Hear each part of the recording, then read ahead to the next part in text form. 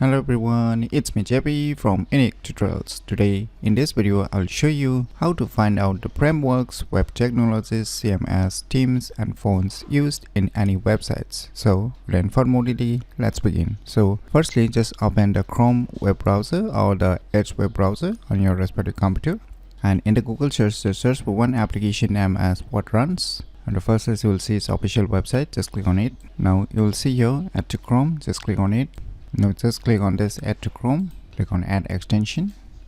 So finally the installation has been completed. Now just click on this extension icon and just pin this what runs. And now let us try to open a particular website. Now just click on this what runs icon.